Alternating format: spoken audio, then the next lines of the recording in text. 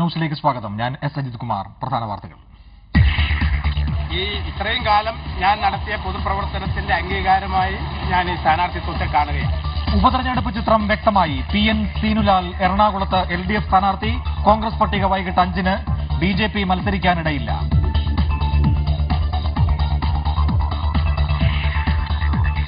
നാദാപുരത്തും കല്ലാച്ചിയിലും CPM league സംഘർഷം. കല്ലേറും ബോംബേറും. 3 കടകൾ കത്തിച്ചു.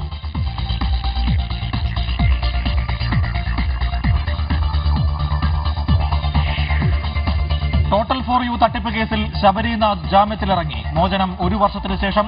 ഓംപ്രകാശിനും പുത്തൻപാലം രാജേഷിനും തിരുവനന്തപുരത്ത് നുണപരിശോധന. മഹാരാഷ്ട്രയിലും ഹരിയാനയിലും അരുണാചൽ പ്രദേശിലും വോട്ടെടുപ്പ് പുരോഗമിക്കുന്നു. പോളിംഗിനിടെ മഹാരാഷ്ട്രയിൽ മാവോയിസ്റ്റ് ആക്രമണം. ബൂത്ത് പിടിച്ചെടുക്കാനും ശ്രമം.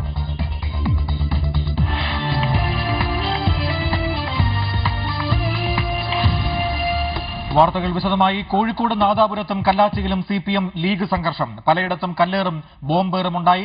3 കടകൾ കത്തിച്ചു. വിശദാംശങ്ങളുമായി ഷാജഹാൻ നമ്മോടൊപ്പം. അതിനു മുമ്പ് അവിടെ നിന്നുള്ള ഏറ്റവും പുതിയ ദൃശ്യങ്ങളാണ് പ്രേക്ഷകർ കാണുന്നത്. ഷാജഹാൻ, സംഘർഷത്തിന് അയവ് വരുത്താൻ പോലീസിന് കഴിയുന്നില്ലേ? എന്താണ് ഈ സംഘർഷത്തിലേക്ക് നയിച്ച സംഭവങ്ങൾ? വിശദാംശങ്ങൾ എന്താണ്?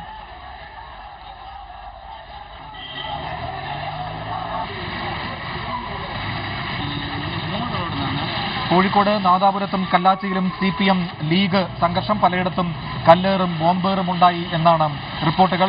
3 കടകൾ കത്തിച്ചു അക്രമികൾ. പോലീസിന് നേരെ കല്ലേറുണ്ടായി എന്നാണ് ഏറ്റവും പുതിയ വിവരങ്ങൾ. വിശദാംശങ്ങളുമായി ഷാജഹാൻ നമ്മോടൊപ്പം ചേരുന്നു. ഷാജഹാൻ, സംഘർഷത്തിന് അയവ് വന്നിട്ടുണ്ടോ? പോലീസിന് സംഘർഷം നിയന്ത്രിക്കാൻ കഴിയുന്നില്ലേ? അജിത്ത്, ഇന്ന് കാലത്ത് മുതൽ ഇവിടെ സംഘർഷം നിലനിൽക്കുകയായിരുന്നു. ആദ്യഘട്ടത്തിൽ വളരെ കുറച്ച് പോലീസ് മാത്രമാണ് ഉണ്ടായിരുന്നത്. പോലീസ് ഇതിനെ ഗൗരവമായി എടുത്തില്ല എന്ന പരാതി നിലനിൽക്കുകയാണ്. ഇരുഭാഗത്തുമായി 2 വിഭാഗവും സംഘടിച്ചു നിൽക്കുകയായിരുന്നു. കല്ലാച്ചി ടൗണിൽ, കല്ലാച്ചി വളയം റോഡിൽ ഒരു വിഭാഗത്തായി ലീഗ് പ്രവർത്തകരും ഒപ്പം മറുഭാഗത്തായി CPMന്റെ പ്രവർത്തകരും കല്ലാച്ചി കോടതി പരിസരത്ത് സംഘടിച്ചു നിൽക്കുകയായിരുന്നു. ഇതേ തുടർന്ന് പലതവണ കല്ലേറുണ്ടായി. CPM പ്രവർത്തകർ പ്രതിഷേധ മാർച്ച് നടത്തി. അതിനുശേഷവും പലതരത്തിലുള്ള ഉരുസലുകൾ പ്രദേശങ്ങളുണ്ടായി. പിന്നീടാണ് ബോംബേർ നടന്നത്. ബോംബേറിന് ശേഷം സംഘർഷം വീണ്ടും സജീവമായി. പോലീസ് ഈ പ്രവർത്തകരെ രക്ഷപിടിക്കാൻ ശ്രമിച്ചെങ്കിലും അവർ തിരിഞ്ഞുപോയില്ല.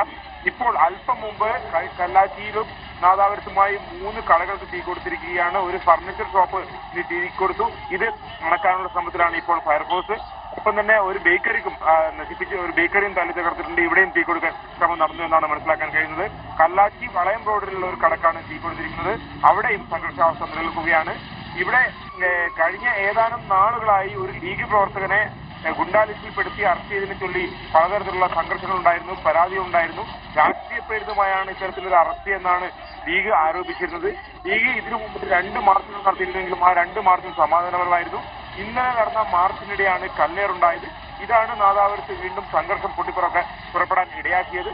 ഈ കല്ലേറ് നടത്തിയത് CPMകാരാണ് എന്ന് ലീഗ് പ്രവർത്തകർ ആരോപിച്ചിരുന്നു. എന്നാൽ ലീഗ് പ്രവർത്തകർ തന്നെയാണ് കല്ലെറിഞ്ഞതെന്നാണ് പോലീസ് പറഞ്ഞിരിക്കുന്നത്.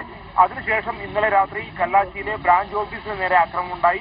ഇതാണ് കൊടുങ്ങനെ വീണ്ടും സംഘർഷമുണ്ടാകാനുള്ള പ്രധാന കാരണം. അവിടെ ഇന്നലെ രാത്രിയും വലിയ തോതിലുള്ള സുരക്ഷാ ക്രമീകരണം നടന്നിരുന്നില്ല. 20-ലേറെ പേർക്ക് ഇന്നലെ സാരമായ പോലീസ് ലാത്തിച്ചാർജിലും മറ്റും പരിക്കേറ്റിരുന്നു. അതിനുശേഷം പല കേന്ദ്രങ്ങളിലും ലീഗിന്റെയും CPMന്റെയും പ്രവർത്തകർ ഏറ്റുമുട്ടിയിരുന്നു എന്നാണ് മനസ്സിലാക്കാൻ കഴിയുന്നത്. നാദാപുരം കഴിഞ്ഞ 8 വർഷമായി നാദാപുരത്ത് സമാധാനം നിലനിൽക്കുകയാണ്. 2000-ഓടെയാണ് നാദാപുരത്ത് ഏറ്റവും ഒടുവിലായി സംഘർഷമുണ്ടായതും വലിയ തോതിലുള്ള നാശനഷ്ടമുണ്ടായതും. ഏതാണ്ട് 200-ലേറെ കേസുകൾ നാദാപുരത്ത് ഇതുമായി ബന്ധപ്പെട്ട് രജിസ്റ്റർ ചെയ്തിരുന്നു. ഇതിലാണ് ഈ കേസുകൾ പിൻവലിച്ചത്. തീർച്ചയായും അത്തരത്തിലൊരു വലിയ ആൾനഷ്ടവും ഒപ്പം തന്നെ സാമ്പത്തിക നഷ്ടവും ധനനഷ്ടവും ഒക്കെ തന്നെ സ്വത്ത് നഷ്ടവും ഒക്കെ തന്നെ ഇത്തവണ ഉണ്ടാകുമോ എന്നുള്ള ആശങ്ക പരക്കെ വ്യാപിച്ചിട്ടുണ്ട്. ഈ പശ്ചാത്തലത്തിൽ വളരെ കൂടുതൽ സന്നാഹത്തെ അയക്കുമെന്നാണ് പോലീസ് വ്യക്തമാക്കിയിരിക്കുന്നത്. ഏതായാലും പോലീസിന്റെ ഭാഗത്തു നിന്ന് വേണ്ടത്ര കാര്യങ്ങൾ ഉണ്ടായിട്ടില്ല എന്നുള്ള ഒരു ആരോപണം ശക്തമാണ്. അജിത്, വിശദമായ റിപ്പോർട്ടിന് ഷാജഹാൻ. കോഴിക്കോട് നാദാപുരത്തും കല്ലാച്ചിയിലും CPM ലീഗ് സംഘർഷം. പലയിടത്തും കല്ലേറും ബോംബേറും ഉണ്ടായി. ഇന്നലെ രാത്രി മുതലാണ് സംഭവങ്ങൾ വഷളായത്. ഇന്ന് 3 കടകൾ കത്തിച്ചു. ദൃശ്യങ്ങളാണ് പ്രേക്ഷകർ കാണുന്നത്. വിശദാംശങ്ങൾ നൽകിയത് ഷാജഹാൻ നാദാപുരത്ത് നിന്ന്. തെരഞ്ഞെടുപ്പ് ചിത്രം വ്യക്തമായി.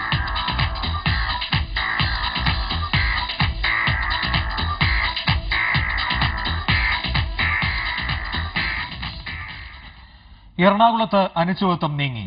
PN സീനുലാൽ CPM സ്ഥാനാർത്ഥി. രാവിലെ നടന്ന ജില്ലാ സെക്രട്ടേറിയറ്റ് യോഗമാണ് ഏകകണ്ഠമായി തീരുമാനമെടുത്തത്. 3 ദിവസം നീണ്ട ചർച്ചകൾക്ക് ശേഷമാണ് ഉച്ചയോടെ PN സീനുലാലിനെ എറണാകുളത്തെ സ്ഥാനാർത്ഥിയായി CPM പ്രഖ്യാപിച്ചത്. ജില്ലാ സെക്രട്ടേറിയറ്റ് ഏകകണ്ഠമായാണ് സീനുലാലിനെ സ്ഥാനാർത്ഥിയായി ശുപാർശ ചെയ്തത്. CPM ഏരിയ കമ്മിറ്റി അംഗമായ സീനുലാൽ നിരവധി തവണ കോർപ്പറേഷൻ കൌൺസിലറായും സ്റ്റാൻഡിംഗ് കമ്മിറ്റി ചെയർമാനായും പ്രവർത്തിച്ചിട്ടുണ്ട്. കൊച്ചി നഗരത്തിലെ രാഷ്ട്രീയ പ്രവർത്തന പരിചയമാണ് സീനുലാലിന്റെ സ്ഥാനാർത്ഥിത്വത്തിന് പ്രധാന ഘടകമായത്. ഉപതെരഞ്ഞെടുപ്പുകളിൽ എറണാകുളത്ത് ഇതിനു മുമ്പും പല അനുഭവങ്ങളുണ്ട്. ആ ഉപതെരഞ്ഞെടുപ്പുകളിലെല്ലാം സംഘടനാ പാഠവും കൊണ്ടും പ്രവർത്തന രീതി കൊണ്ടും പാർട്ടി ജയിച്ച ചരിത്രമാണുള്ളത്. ആ ചരിത്രം ആവർത്തിക്കും എന്ന് തന്നെയാണ് എന്റെ പ്രതീക്ഷ. സ്ഥാനാർത്ഥിയെ സംബന്ധിച്ച ചർച്ചകൾ നീണ്ടതോടെ തെരഞ്ഞെടുപ്പ് കൺവെൻഷന്റെ ഭാഗമായി കൊച്ചിയിലെത്തിയ CPM സംസ്ഥാന സെക്രട്ടറി പിണറായി വിജയൻ രാവിലെ തന്നെ നേതാക്കളുമായി കൂടിക്കാഴ്ച നടത്തിയിരുന്നു. ഇതിനുശേഷമാണ് ജില്ലാ സെക്രട്ടേറിയറ്റിൽ ഏകകണ്ഠമായി സ്ഥാനാർത്ഥി പ്രഖ്യാപനമുണ്ടായത്. തെരഞ്ഞെടുപ്പ് കൺവെൻഷനോടെ ഇടതുമുന്നണി എറണാകുളം നിയമസഭാ മണ്ഡലത്തിലെ തെരഞ്ഞെടുപ്പ് പ്രചരണ പരിപാടികൾക്ക് തുടക്കം കുറിച്ചിരിക്കുകയാണ്. ഏഷ്യാനെറ്റ് ന്യൂസ്, കൊച്ചി. ഉപതെരഞ്ഞെടുപ്പിൽ മത്സരിക്കുന്ന കോൺഗ്രസ് സ്ഥാനാർത്ഥികളെ വൈകിട്ട് 5-ന് പ്രഖ്യാപിക്കും. കണ്ണൂരിൽ അബ്ദുള്ളക്കുട്ടിയും എറണാകുളത്ത് ഡൊമിനിക് പ്രസന്റേഷനും ആലപ്പുഴയിൽ AA ഷുക്കൂറും തന്നെയാകും സ്ഥാനാർത്ഥികൾ. ഉണ്ണി ബാലകൃഷ്ണന്റെ റിപ്പോർട്ട്. കോൺഗ്രസ് സംസ്ഥാന നേതൃത്വം ഇന്നലെ നൽകിയ സ്ഥാനാർത്ഥി പട്ടിക ഇന്ന് രാവിലെയാണ് AICC ജനറൽ സെക്രട്ടറി മോഹൻ ഹിതുവായി സോണിയാഗാന്ധിയുടെ ഓഫീസിലെത്തിച്ചത്. രാഷ്ട്രീയകാര്യ സെക്രട്ടറി അഹമ്മദ് പട്ടേൽ, കേരളത്തിന്റെ ചുമതലയുള്ള മോസിന കിദ്വായ് എന്നിവരുമായി 5 മണിക്ക് സോണിയാഗാന്ധി കൂടിക്കാഴ്ച നടത്തും. അതിനുശേഷം സോണിയാഗാന്ധി പട്ടികയ്ക്ക് അംഗീകാരം നൽകും. പട്ടിക പിന്നീട് സംഘടനാ ചുമതലയുള്ള ജനറൽ സെക്രട്ടറി ഓസ്കർ ഫെർണാണ്ടസിനോ തെരഞ്ഞെടുപ്പ് സമിതിയുടെ ചുമതലയുള്ള ജനാർദ്ദൻ ദ്വിവേദിക്കോ കൈമാറും. ഇവരാണ് സ്ഥാനാർത്ഥി പട്ടിക പുറത്തിറക്കുക. ഈ സാങ്കേതിക നടപടിക്രമങ്ങൾ ഉള്ളതിനാലാണ് സ്ഥാനാർത്ഥി പ്രഖ്യാപനം വൈകുന്നത്. ഒരു മണ്ഡലത്തിൽ ഒരാൾ എന്ന നിലയ്ക്ക് 3 പേർ മാത്രമടങ്ങിയ പട്ടികയാണ് സംസ്ഥാന നേതൃത്വം ഹൈക്കമാൻഡിന് നൽകിയിരിക്കുന്നത്. ഏകകണ്ഠമായ ഒരു പട്ടിക സംസ്ഥാനത്ത് നിന്ന് വന്നാൽ അതിൽ കേന്ദ്ര നേതൃത്വം മാറ്റം വരുത്താറില്ല.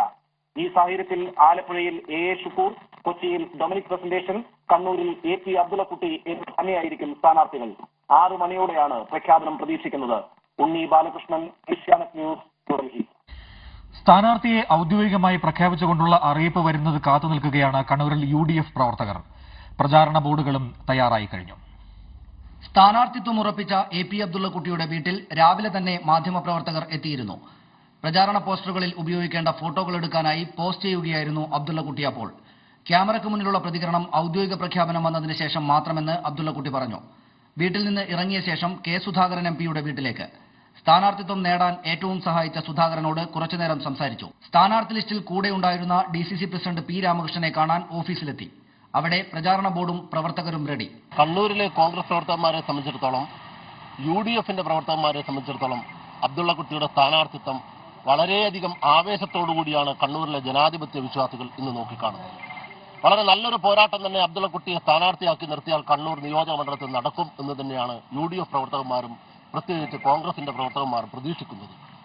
പ്രഖ്യാപനം വന്നാൽ വൈകിട്ട് തന്നെ പ്രകടനം നടത്താനാണ് കണ്ണൂരിലെ കോൺഗ്രസ് പ്രവർത്തകർ ആലോചിക്കുന്നത്. സനീഷ്, ഏഷ്യാനെറ്റ് ന്യൂസ്, കണ്ണൂർ. BJP സംസ്ഥാന നേതൃയോഗം കൊച്ചിയിൽ തുടങ്ങി. നിയമസഭാ ഉപതെരഞ്ഞെടുപ്പിൽ എടുക്കേണ്ട നിലപാട് തീരുമാനിക്കുവാനാണ് യോഗം. തെരഞ്ഞെടുപ്പിൽ BJPക്ക് സ്വന്തം സ്ഥാനാർത്ഥി ഉണ്ടാകില്ല എന്നാണ് സൂചന. വിശദാംശങ്ങളുമായി സന്ധ്യ നമ്മോടൊപ്പം.